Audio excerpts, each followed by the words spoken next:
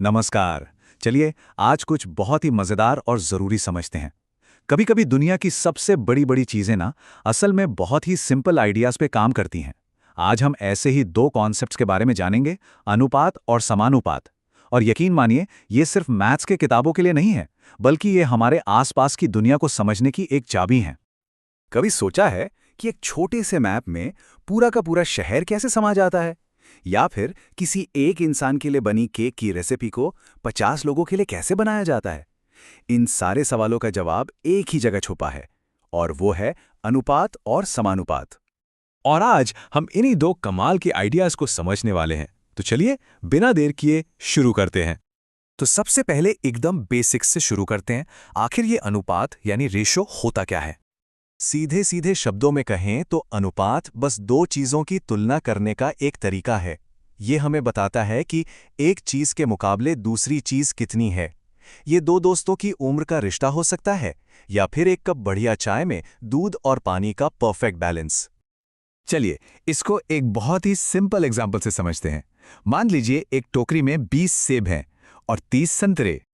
तो सेब और संतरे का अनुपात हुआ 20:30। लेकिन अनुपात की खासियत यह है कि उसे हमेशा उसके सबसे सिंपल फॉर्म में दिखाया जाता है। तो हम 20 और 30 दोनों को 10 से डिवाइड कर सकते हैं, है ना? तो हमें मिलता है 2:3। इसका सीधा सा मतलब है कि हर 2 सेब के लिए 3 संतरे हैं। देखा कितना आसान है। ठीक है, तो अनुपात तो समझ आ गया। अब कहानी में एक नया मोड़ आता है जब दो अनुपात एक दूसरे के बराबर हो जाते हैं, और इसी को हम समानुपात या प्रोपोर्शन कहते हैं। समानुपात को ना एक तराजू की तरह सोचिए जो एकदम परफेक्टली बैलेंस्ड हो। एक पलड़े पर एक अनुपात है और दूसरे पर दूसरा अनुपात, और दोनों बिल्कुल बराबर हैं। और यहीं पर एक छोटा सा मैजिक रूल है जो हमेशा काम आता है। जब दो अनुपात बराबर होते हैं तो बाहर वाली संख्याओं का गुणा हमेशा अंदर वाली संख्याओं के गुणे के बराबर होता है। ये छोटा सा सीक्रेट ही वो चाबी है जिससे कई मुश्किल सवाल चुटकियों में सॉल्व हो जाते हैं। अब समानुपात की दुनिया में ना दो मेन कैरेक्टर्स हैं और दोनों की कहानी एकदम अलग है। चलिए मिलते हैं इनसे। पहला है प्रत्यक्ष समानुपात। ये दो पक्के दोस्तों जैसा है। अगर एक ऊपर जाता है तो दूसरा भी ऊपर जाता है। जैसे जितने ज्यादा पेन खरीदेंगे खर्च भी उतना ही ज्यादा होगा। और दूसरा है व्युत्क्रम समानुपात। ये एक सीसॉ झूले जैसा है। अगर एक साइड ऊपर जाती है तो दूसरी नीचे आती है। जैसे जितने ज्यादा मजदूर काम पर लगाएंगे, काम खत्म होने में उतना ही कम समय लगेगा। चलिए एक सवाल देखते हैं, यहां कौन सा वाला रिश्ता है, दोस्ती वाला या सीसा वाला? एग्जैक्टली, एकदम सही पकड़ा। ये दोस्ती वाला रिश्ता है, यानी डायरेक्ट रिलेशन। ज्यादा पेन तो ज्यादा कीमत। तो अगर 5 पेन 50 रुपए के हैं तो 8 पेन 80 रुपए के होंगे। सिंपल। अब इस सिचुएशन के बारे में सोचिए। काम को जल्दी खत्म करना है तो मजदूर बढ़ाने पड़ेंगे या घटाने? बिल्कुल सही। ये है हमारा सीसॉ वाला केस। एक तरफ समय कम हो रहा है तो दूसरी तरफ मजदूरों की संख्या बढ़ानी पड़ेगी। इसीलिए काम को 15 दिन की जगह 10 दिन में करने के लिए हमें 12 नहीं बल्कि 18 मजदूरों की जरूरत होगी। अब जब हम बेसिक्स समझ गए हैं तो चलिए कुछ स्पेशल टूल्स देखते हैं। ये टूल्स समानुपात की कुछ खास तरह की पहेलियों को सुलझाने में बहुत मदद करते हैं। इस टूल किट में हमारे पास 3 मेन टूल्स हैं: चतुर्थानुपाती, तृतीयानुपाती और मध्यानुपाती। अब नाम सुन के घबराना नहीं है, इनका काम बहुत सिंपल है। ये तब काम आते हैं जब किसी प्रोपोर्शन में कोई एक नंबर मिसिंग हो। चलिए एक टूल को यूज करके देखते हैं। मान लीजिए हमें 9 और 16 का मध्यानुपाती ढूंढना है। सुनने में बड़ा कॉम्प्लिकेटेड लगता है ना?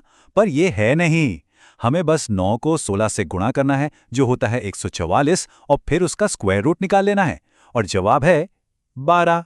देखा, ये टूल्स कितने काम के हैं। ठीक है, थ्योरी तो बहुत हो गई। अब टाइम है इन सब कॉन्सेप्ट्स को एक साथ इस्तेमाल करके एक रियल लाइफ प्रॉब्लम सॉल्व करने का। अब एक ऐसी प्रॉब्लम को सॉल्व करते हैं जो अक्सर हमारे सामने आती है, पैसों का बंटवारा। सोचिए, किसी को 720 रुपए को 3 लोगों में 2, 3 और 4 के अनुपात में बांटना है। कैसे पक्का करेंगे कि सबको फेयर शेयर मिले? इसका तरीका ना बड़ा सिंपल और स्टेप बाय स्टेप है। सबसे पहले अनुपात के सारे हिस्सों को जोड़ लीजिए। तो 2 + 3 + 4 हुआ 9, मतलब कुल 9 हिस्से हैं। फिर कुल रकम को इन हिस्सों से डिवाइड कर दीजिए, तो पता चल जाएगा कि हर एक हिस्से की कीमत 80 रुपए है। और बस आखिर में इस 80 रुपए को ओरिजिनल अनुपात से गुणा कर दीजिए। और ये रहे फाइनल शेयर्स। पहले हिस्से में आए 1600 रुपए, दूसरे में 240 और तीसरे में 320। और मजे की बात, इन तीनों को ऐड करके देखिए, वापस 720 ही आएगा।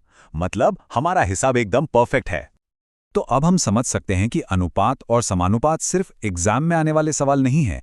ये तो एक भाषा है जो हमारे आसपास की दुनिया को चलाती है। एक मैप को बनाने से लेकर एक रेसिपी को परफेक्ट बनाने तक, या फिर एक बिजनेस डील को बैलेंस करने तक, ये असल में चीजों के बीच के रिश्ते को समझने की भाषा है। तो अब जब ये भाषा पता चल गई है, सवाल ये है कि अगली बार इसे कहाँ देखा जाएगा। अगली बार जब कोई रेसिपी देखें या किसी मैप को गौर से देखें या कोई बिजनेस डील के बारे में पढ़ें, तो उसमें छुपे हुए अनुपात को ढूंढने की कोशिश जरूर करें। आप पाएंगे कि जब रिश्तों की इस भाषा को समझना शुरू कर देते हैं तो दुनिया थोड़ी और ज्यादा समझ में आने लगती है।